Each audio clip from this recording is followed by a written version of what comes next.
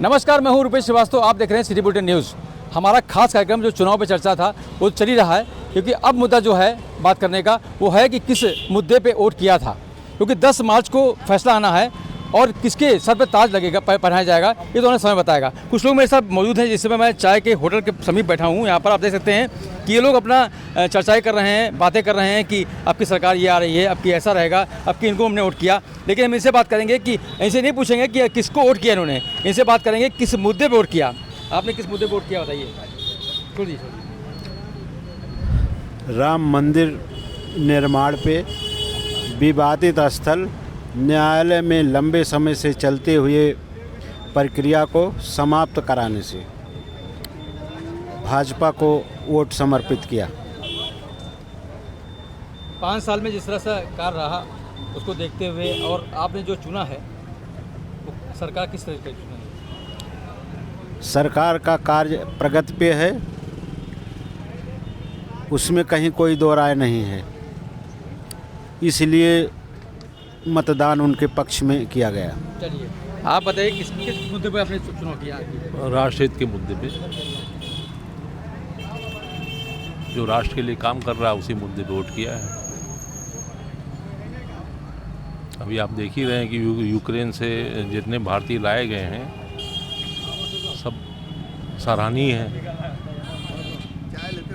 चलिए आप बताइए किस मुद्दे पे आपने वोट किया? आपकी विकास के मुद्दे पे दिया भैया। अच्छा, और बस इसलिए विकास के मुद्दे पे ही दिया। हम आपसे नहीं पूछ रहे हैं किसको आपने वोट किया है। जी जी, मतलब खाली विकास के मुद्दे पे वोट किया? जी जी, विकास के मुद्दे पे दिया। चलिए और भी लोग मेरे साथ मौजूद हैं, उनसे बात करेंगे। किस मुद्दे पे आपने वोट किया? आपकी देखिए, विकास का मुद्दा मेन था और रोज़गार का मुद्दा मेन था। शिक्षा, रोज़गार, ये मेन मुद्दे थे जिसके ऊपर वोट दिया गया है। और सत्ता परिवर्तन होना चाहिए। हम तो कहते हैं कि 5 साल पे एक सत्ता रहे, दूसरी सत्ता फिर 5 साल के बाद चेंज होती रहे। जब कंपटीशन होगा तो सरकार सुनेगी पब्लिक की, इसके लिए होना चाहिए वोट। और जो मुद्दे होते हैं पब्लिक के, स्वास्थ्य मेन मुद्दा है पब्लिक का, वो आप देख ही रहे हैं क्या हाल है स्वास्थ्य का।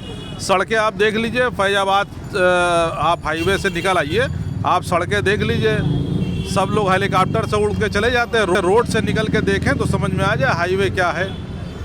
जब ये हम टोल टैक्स दे रहे हैं उसके बावजूद भी इस रोड का क्या हाल है, आप रोड का देख लीजिए। सिर्फ एक बार सर्वे कर लिए रोड का, जो नेशनल हाईवे है उसका सर्वे कर लिए तो समझ में आ जाएगा आपको क्या काम हुआ है।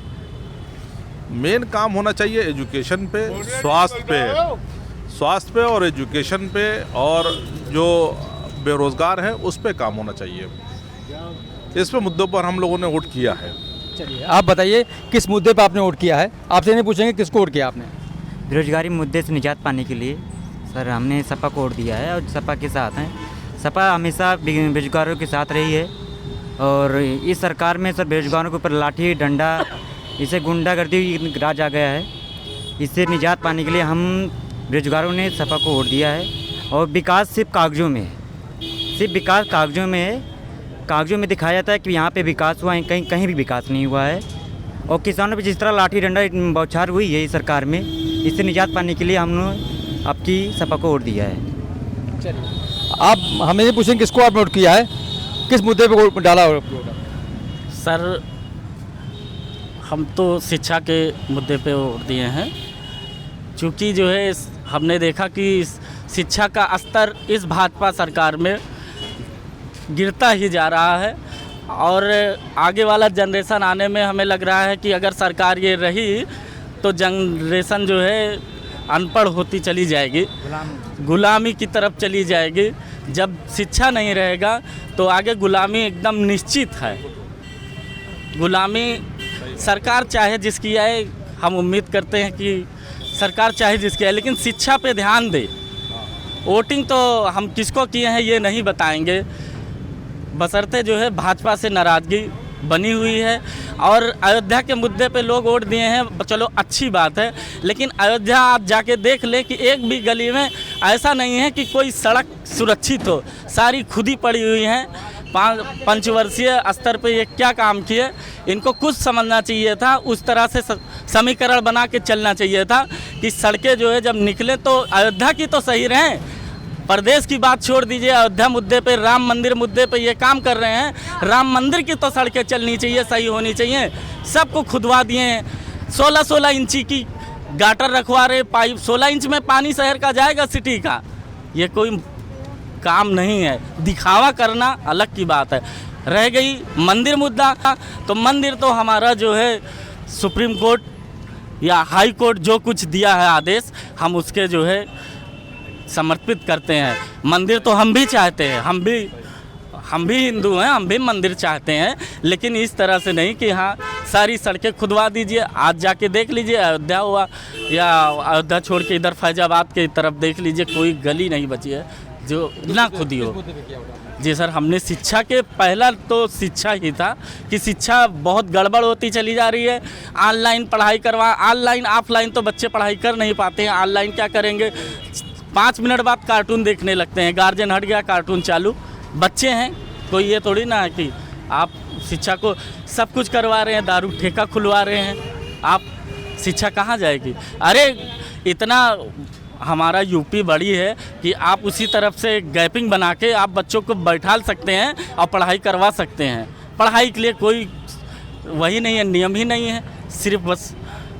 धन्यवाद। चलिए, अब कुछ लोगों ने कहा विकास के ऊपर हमने जो है अपना वोट डाला है। कुछ लोग कह रहे हैं कि जो है हमने सपा को वोट दिया है।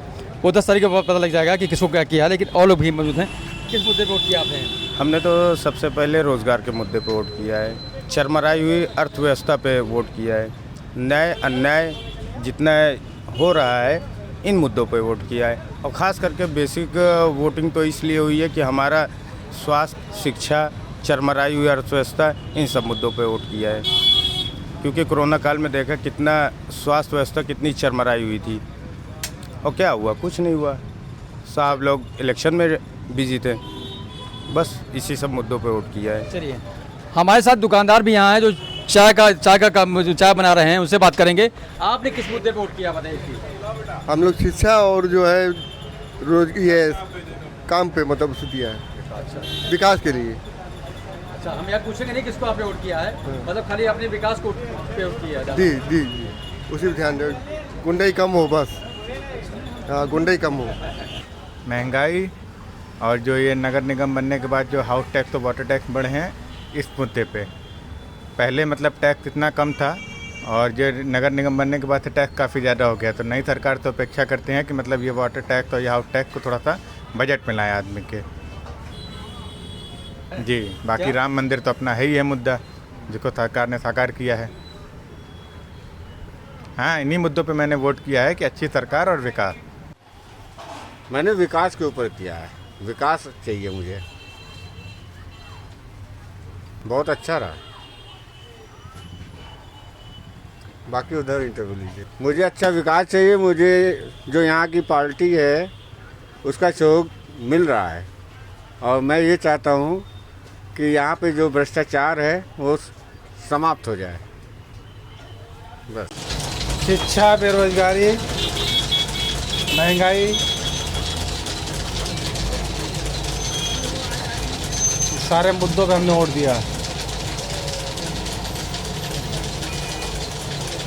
इस सरकार ने इतना शिक्षा बेरोजगारी पैदा कर दिया है कि हर आदमी एकदम त्रस्त हो चुका है इस सरकार से। इस सरकार को बदलने का मन बना लिया हर युवक ने। आपकी ये सरकार बदलना तय है।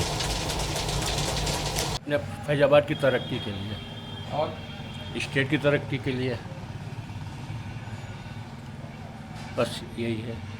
ये हम लोग बहुत पिछड़े जा रहे हैं, मतलब जो है जब से लॉकडाउन लगा है कारोबार बहुत ख़राब होता चला जा रहा है, दिन पे दिन जो है डाउन होता चला जा रहा है। इसमें मुद्दे में कि कारोबार फिर से जो है पुराने तरह से वापस आ जाए। 5 साल में जनता जो सुरक्षित रही कानून व्यवस्था के लिए, देश को आगे बढ़ाने के लिए, और माफिया और गुंडों से व्यापारी बिल्कुल त्रस्त था, उसको ध्वस्त करने के लिए और ख़त्म करने के लिए जिसने भी कदम उठाए हैं, जिसने कोविड प्रबंधन बहुत अच्छा किया, जिससे लाखों लोगों की जान बच सकी। उसके बावजूद भी शिक्षा की ओर ज़रूरत से ज़्यादा ध्यान दिया।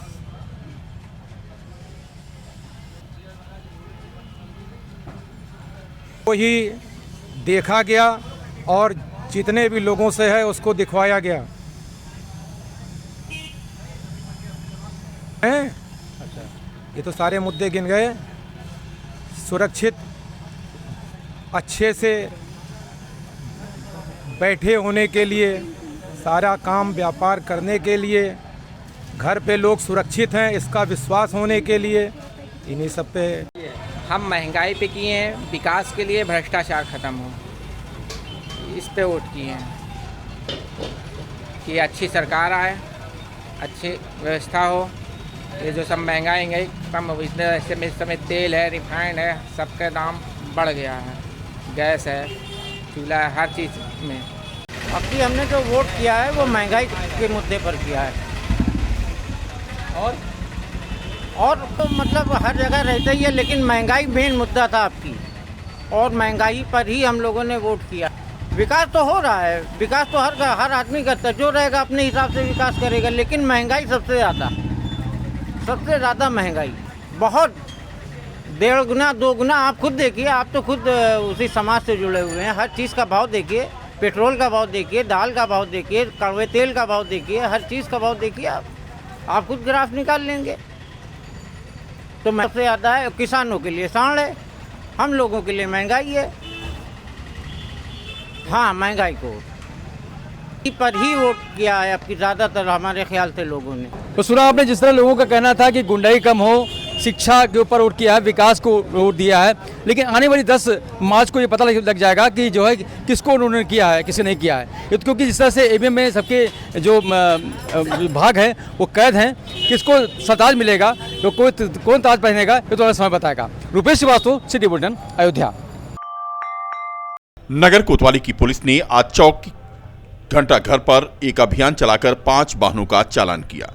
एसएसपी शैलेश कुमार पांडे के निर्देश पर 2 पहिया वाहनों पर 3 सवारी बिना नंबर प्लेट के वाहन चला रहे वाहन स्वामियों के खिलाफ अभियान चलाकर कार्रवाई की जा रही है। इसी कड़ी में आज चौक प्रभारी ने चौक घंटा घर में हमराहियों के साथ मिलकर के बिना नंबर की गाड़ी चला रहे और 3 पहिया वाहनों पर सवार वाहन स्वामियों को रोक करके उन पर कार्रवाई की गई। इस दौरान 5 गाड़ियों का चालान किया गया और लोगों को हिदायत दी गई कि 2 पहिया वाहन चलाते समय 3 सवारी न बिठाएं और हेलमेट लगाकर चलें। लखनऊ हाईवे पर कुंवर चंद्रावती स्कूल के सामने जानवरों को बचाने के चक्कर में बाइक सवार पति पत्नी गंभीर रूप से घायल हो गए। थाना कैंट के मसीनिया के रहने वाले रामदेव अपनी पत्नी को बाइक पर बिठा करके किसी काम से जा रहे थे कि लखनऊ रोड पर कुंवर चंद्रावती के सामने जानवरों को बचाने के चक्कर में बाइक से नीचे गिर गए। दोनों गंभीर रूप से घायल हुए और उन्हें जिला चिकित्सालय लाया गया, जहां पर उनका इलाज चल रहा है। अयोध्या धाम के लक्ष्मण घाट पुलिस चौकी क्षेत्र में सरजू के तट के तराई इलाके में दलदल में फंसी 2 गायों को आज रेस्क्यू करके निकाला गया। बता दें कि स्थानीय लोगों ने आज सब काम धाम छोड़कर बेजुबान जानवरों की मदद के लिए अपना हाथ आगे बढ़ाया। इस दौरान दलदल में फंसी गायों को निकालने के प्रयास में संत सुखराम दास भी दलदल में फंस गए, लेकिन मौके पर मौजूद लोगों ने संयम से काम लेते हुए संत को बाहर निकाला और बेजुबान जानवरों को भी बचाने का काम किया। सिटी बुलेटिन टीम को जानकारी देते हुए गौसेवक रितेश मिश्रा ने बताया कि सूचना मिलने पर जब वे उस स्थान पर पहुंचे तो पता चला कि एक नहीं बल्कि 2 गाय दलदल में फंसकर जीवन के लिए संघर्ष कर रही हैं। आनंद फानंद में लोगों ने मोटी रस्सी के सहारे दलदल में फंसी गायों को कड़ी मशक्कत के बाद बाहर निकाला। कई घंटे के प्रयास के बाद आखिरकार बेजुबान की जान बच गई। आज जो कि लक्ष्मण घाट चौकी क्षेत्र में 2 गौवंश सरजू नदी में फंसे थे, जिसकी सूचना पर जाकर के मौके पर निकाला गया। अयोध्या के संत जो कि सुखराम दास गौवंश को निकालने के चक्कर में वो भी दलदल में फंस गए थे। फायर सर्विस को सूचना किया गया था, लेकिन फायर सर्विस की टीम मौके पर नहीं आ पाई। हम सभी गौ सेवक जो है जाकर के OPRB 902 को बुला करके सभी संत महान को एकीकृत करके गौवंश को बाहर निकाला गया और जिसमें जो संत भी नदी में फंसे थे उनको निकाला गया। अयोध्या जिले के जिलाधिकारी से मांग है कि लक्ष्मण किला से लेकर के राजघाट सभी नदी सूखे हुए हैं, वहाँ पर बैरिकेडिंग लगाएं या तो बहुत बड़ी दुर्घटना हो जाएगी। श्री राम की नगरी में नशेड़ी कारोबार जोर से फल फूल रहा है।